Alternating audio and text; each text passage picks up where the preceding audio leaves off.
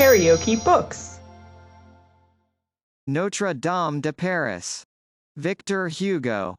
Translated by Isabel F. Hapgood. Book 1. Chapter 2. Nevertheless, as he harangued them, the satisfaction and admiration unanimously excited by his costume were dissipated by his words, and when he reached that untoward conclusion, "As soon as His Illustrious Eminence, the Cardinal, arrives, we will begin," his voice was drowned in a thunder of hooting. "Begin instantly. The mystery! The mystery immediately!" shrieked the people. And above all the voices, that of Johannes de Molendino was audible, piercing the uproar like the fife's derisive serenade. "Commence instantly!" yelped the scholar. "Down with Jupiter and the Cardinal de Bourbon!" vociferated Robin Poussepane and the other clerks perched in the window. "The morality this very instant!" repeated the crowd, "this very instant!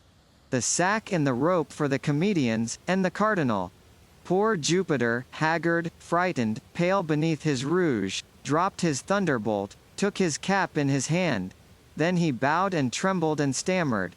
"His Eminence, the ambassadors, Madame Marguerite of Flanders." He did not know what to say. In truth, he was afraid of being hung. Hung by the populace for waiting, hung by the Cardinal for not having waited. He saw between the two dilemmas only an abyss. That is to say, a gallows. Luckily, someone came to rescue him from his embarrassment, and assume the responsibility. An individual who was standing beyond the railing, in the free space around the marble table, and whom no one had yet caught sight of, since his long, thin body was completely sheltered from every visual ray by the diameter of the pillar against which he was leaning. This individual, we say, tall, gaunt, pallid, blonde, still young, although already wrinkled about the brow and cheeks, with brilliant eyes and a smiling mouth, clad in garments of black serge, worn and shining with age, approached the marble table, and made a sign to the poor sufferer. But the other was so confused that he did not see him. The newcomer advanced another step. "Jupiter," said he, "my dear Jupiter." The other did not hear. At last, the tall blonde, driven out of patience, shrieked almost in his face, "Michel Gaborne!" "Who calls me?" said Jupiter, as though awakened with a start. "I," replied the person clad in black. "Ah," said Jupiter. "Begin at once," went on the other. "Satisfy the populace. I undertake to appease the bailiff, who will appease Monsieur the Cardinal." Jupiter breathed once more. "Messeigneurs the bourgeois," he cried, at the top of his lungs to the crowd, which continued to hoot him, "we are going to begin at once. Evo Jupiter! Plaudite cives! All hail, Jupiter! Applaud, citizens!" shouted the scholars. "Noel! Noel! Good, good!" shouted the people. The hand clapping was deafening, and Jupiter had already withdrawn under his tapestry, while the hall still trembled with acclamations. In the meanwhile, the personage who had so magically turned the tempest into dead calm, as our old and dear Corneille puts it, had modestly retreated to the half-shadow of his pillar, and would, no doubt, have remained invisible there, motionless, and mute as before, had he not been plucked by the sleeve by two young women, who, standing in the front row of the spectators, had noticed his colloquy with Michel Gaborne. "Jupiter." "Master," said one of them, making him a sign to approach. "Hold your tongue, my dear Leonard," said her neighbor, pretty, fresh, and very brave, in consequence of being dressed up in her best attire. "He is not a clerk, he is a layman. You must not say master to him, but Messire." "Messire," said Leonard. The stranger approached the railing.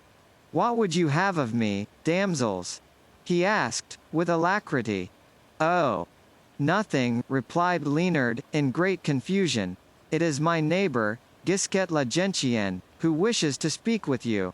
"Not so," replied Gisquet, blushing. "It was Leonard who called you master. I only told her to say Messire." The two young girls dropped their eyes. The man, who asked nothing better than to enter into conversation, looked at them with a smile. So you have nothing to say to me, damsels? Oh. Nothing at all, replied Gisquette. Nothing, said Leonard. The tall, light-haired young man retreated a step, but the two curious maidens had no mind to let slip their prize. Messire, said Gisquette, with the impetuosity of an open sluice, or of a woman who has made up her mind, do you know that soldier who is to play the part of Madame the Virgin in the mystery?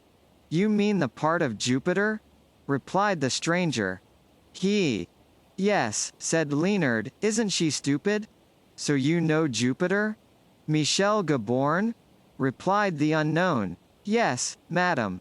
He has a fine beard, said Leonard. Will what they are about to say here be fine? Inquired Gisquette, timidly. Very fine, mademoiselle, replied the unknown, without the slightest hesitation. What is it to be? Said Leonard.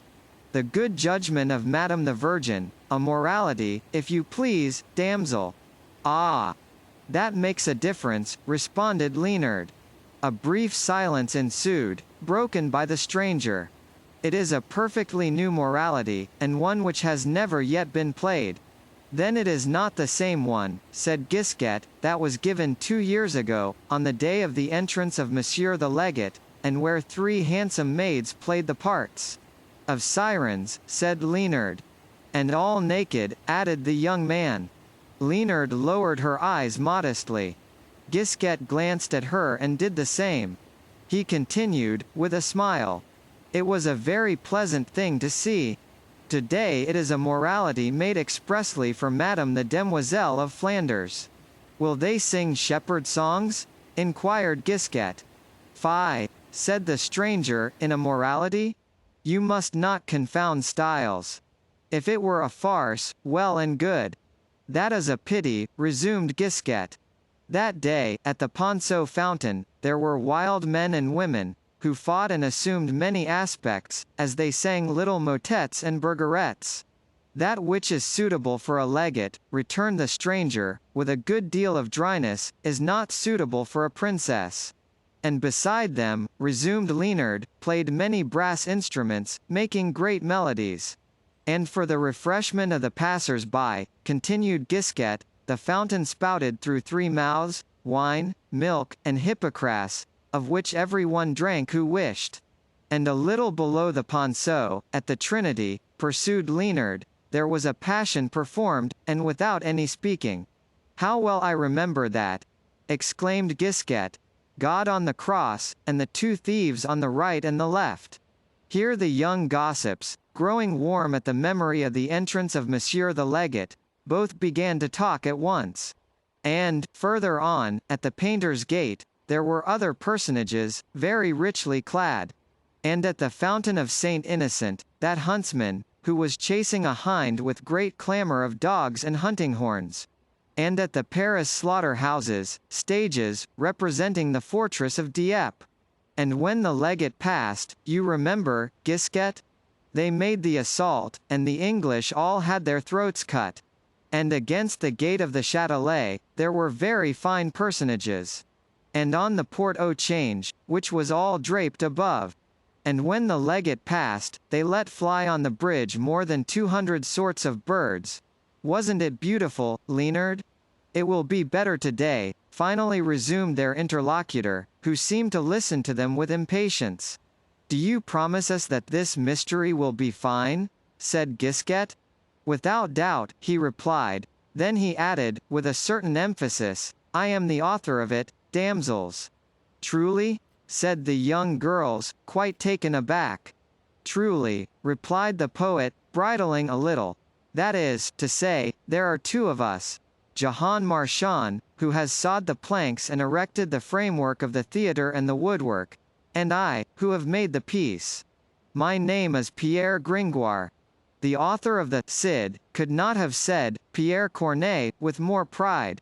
Our readers have been able to observe, that a certain amount of time must have already elapsed from the moment when Jupiter had retired beneath the tapestry to the instant when the author of the new morality had thus abruptly revealed himself to the innocent admiration of Gisquet and Leonard. Remarkable fact. That whole crowd, so tumultuous but a few moments before, now waited amiably on the word of the comedian. Which proves the eternal truth, still experienced every day in our theatres, that the best means of making the public wait patiently is to assure them that one is about to begin instantly. However, Scholar Johannes had not fallen asleep. Olahi! He shouted suddenly, in the midst of the peaceable waiting which had followed the tumult. Jupiter, Madame the Virgin, buffoons of the devil! Are you jeering at us? The peace! The peace! Commence or we will commence again. This was all that was needed. The music of high and low instruments immediately became audible from the interior of the stage. The tapestry was raised. 4 personages, in motley attire and painted faces, emerged from it, climbed the steep ladder of the theatre, and, arrived upon the upper platform, arranged themselves in a line before the public, whom they saluted with profound reverences. Then the symphony ceased. The mystery was about to begin. The 4 personages, after having reaped a rich reward of applause for their reverences, began, in the midst of profound silence, a prologue, which we gladly spare the reader. Moreover, as happens in our own day, the public was more occupied with the costumes that the actors wore than with the roles that they were enacting, and, in truth, they were right. All 4 were dressed in parti-colored robes of yellow and white, which were distinguished from each other only by the nature of the stuff. The first was of gold and silver brocade, the second, of silk, the third, of wool, the fourth, of linen. The first of these personages carried in his right hand a sword, the second, 2 golden keys, the third, a pair of scales, the fourth, a spade. And, in order to aid sluggish minds which would not have seen clearly through the transparency of these attributes, there was to be read, in large, black letters, on the hem of the robe of brocade, "My name is nobility." On the hem of the silken robe, "My name is clergy." On the hem of the woolen robe, "My name is merchandise." On the hem of the linen robe, "My nomne is labor." The sex of the 2 male characters was briefly indicated to every judicious spectator, by their shorter robes, and by the cap which they wore on their heads, while the 2 female characters, less briefly clad, were covered with hoods. Much ill will would also have been required, not to comprehend, through the medium of the poetry of the prologue, that labor was wedded to merchandise, and clergy to nobility, and that the 2 happy couples possessed in common a magnificent golden dolphin, which they desired to adjudge to the fairest only. So they were roaming about the world seeking and searching for this beauty, and, after having successively rejected the Queen of Golconda, the Princess of Trebizond, the daughter of the Grand Khan of Tartary, etc., labor and clergy, nobility and merchandise, had come to rest upon the marble table of the Palais de Justice, and to utter, in the presence of the honest audience, as many sentences and maxims as could then be dispensed at the Faculty of Arts, at examinations, sophisms, determinances, figures, and acts, where the masters took their degrees. All this was, in fact, very fine. Nevertheless, in that throng, upon which the 4 allegories vied with each other in pouring out floods of metaphors, there was no ear more attentive, no heart that palpitated more, not an eye was more haggard, no neck more outstretched, than the eye, the ear, the neck, and the heart of the author, of the poet, of that brave Pierre Gringoire, who had not been able to resist, a moment before, the joy of telling his name to 2 pretty girls. He had retreated a few paces from them, behind his pillar, and there he listened, looked, enjoyed. The amiable applause which had greeted the beginning of his prologue was still echoing in his bosom, and he was completely absorbed in that species of ecstatic contemplation with which an author beholds his ideas fall, one by one, from the mouth of the actor into the vast silence of the audience. Worthy Pierre Gringoire! It pains us to say it, but this first ecstasy was speedily disturbed. Hardly had Gringoire raised this intoxicating cup of joy and triumph to his lips, when a drop of bitterness was mingled with it. A tattered mendicant, who could not collect any coins, lost as he was in the midst of the crowd, and who had not probably found sufficient indemnity in the pockets of his neighbors, had hit upon the idea of perching himself upon some conspicuous point, in order to attract looks and alms. He had, accordingly, hoisted himself, during the first verses of the prologue, with the aid of the pillars of the reserve gallery, to the cornice which ran round the balustrade at its lower edge, and there he had seated himself, soliciting the attention and the pity of the multitude, with his rags and a hideous sore which covered his right arm. However, he uttered not a word. The silence which he preserved allowed the prologue to proceed without hindrance, and no perceptible disorder would have ensued, if ill luck had not willed that the scholar Joannes should catch sight, from the heights of his pillar, of the mendicant and his grimaces. A wild fit of laughter took possession of the young scamp, who, without caring that he was interrupting the spectacle, and disturbing the universal composure, shouted boldly, "Look, see that sickly creature asking alms! Any one who has thrown a stone into a frog pond, or fired a shot into a covey of birds, can form an idea of the effect produced by these incongruous words, in the midst of the general attention." It made Gringoire shudder as though it had been an electric shock. The prologue stopped short, and all heads turned tumultuously towards the beggar, who, far from being disconcerted by this, saw, in this incident, a good opportunity for reaping his harvest, and who began to whine in a doleful way, half closing his eyes the while. "Charity, please." "Well, upon my soul," resumed Joannes, "it's cloppen trulfu. Olahi, my friend, did your sore bother you on the leg, that you have transferred it to your arm?" So saying, with the dexterity of a monkey, he flung a bit of silver into the grey felt hat which the beggar held in his ailing arm. The mendicant received both the alms and the sarcasm without wincing, and continued, in lamentable tones, "Charity, please." This episode considerably distracted the attention of the audience, and a goodly number of spectators, among them Robin Pussapane, and all the clerks at their head, gaily applauded this eccentric duet, which the scholar, with his shrill voice, and the mendicant had just improvised in the middle of the prologue. Gringoire was highly displeased. On recovering from his first stupefaction, he bestirred himself to shout, to the four personages on the stage, "Go on! What the devil! Go on!" without even deigning to cast a glance of disdain upon the two interrupters. At that moment, he felt some one pluck at the hem of his surtout. He turned round, and not without ill humour, and found considerable difficulty in smiling. But he was obliged to do so, nevertheless. It was the pretty arm of Gisquette la Gentienne, which, passed through the railing, was soliciting his attention in this manner. "Monsieur," said the young girl, "are they going to continue?" "Of course," replied Gringoire, a good deal shocked by the question. "In that case, Messire," she resumed, "would you have the courtesy to explain to me—" "What they are about to say," interrupted Gringoire. "Well, listen." "No," said Gisquette, "but what they have said so far." Gringoire started, like a man whose wound has been probed to the quick. "A plague on the stupid and dull-witted little girl," he muttered, between his teeth. From that moment forth, Gisquette was nothing to him. In the meantime, the actors had obeyed his injunction, and the public, seeing that they were beginning to speak again, began once more to listen, not without having lost many beauties in the sort of soldered joint which was formed between the two portions of the piece thus abruptly cut short. Gringoire commented on it bitterly to himself.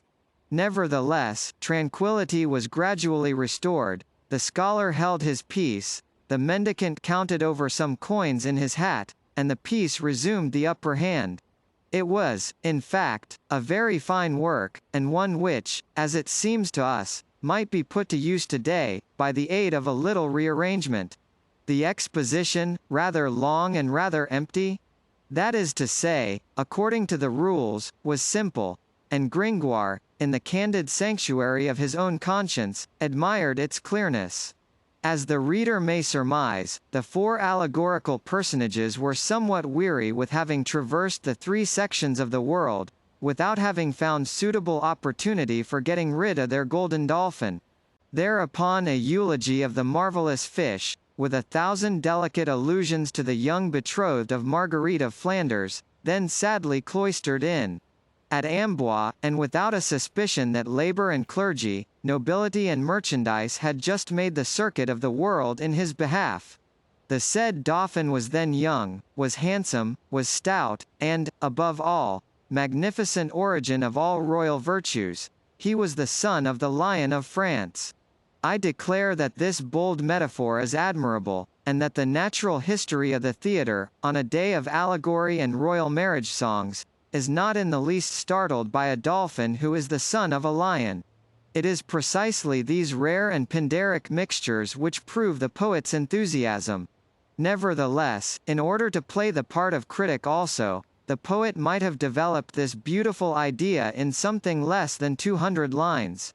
It is true that the mystery was to last from noon until 4 o'clock, in accordance with the orders of Monsieur the Provost, and that it was necessary to say something. Besides, the people listened patiently. All at once, in the very middle of a quarrel between Mademoiselle Merchandise and Madame Nobility, at the moment when Monsieur Labour was giving utterance to this wonderful line, "In forest ne'er was seen a more triumphant beast," the door of the reserved gallery, which had hitherto remained so inopportunely closed, opened still more inopportunely, and the ringing voice of the usher announced abruptly, His Eminence, Monseigneur the Cardinal de Bourbon. KaraokeBooks.